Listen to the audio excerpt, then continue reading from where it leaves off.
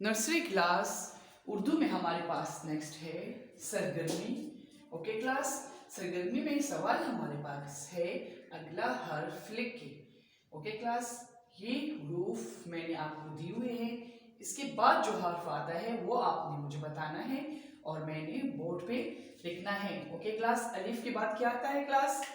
अलीफ के बाद आता है अलीफ मद आ, ये मद है। ओके क्लास, बे के बाद क्या आता है? बे के बाद आता है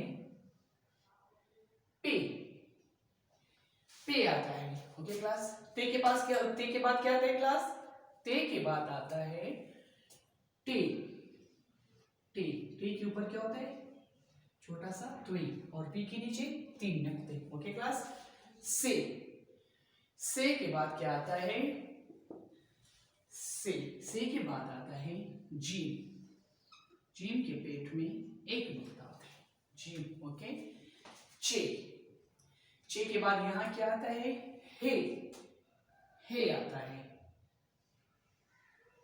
हे के ऊपर या हे के पेट में कोई नुक्ता नहीं होता। ओके क्लास, खे के बाद आता है दाल, दाल, और दाल के बाद फिर आता है डाल, क्या आता है?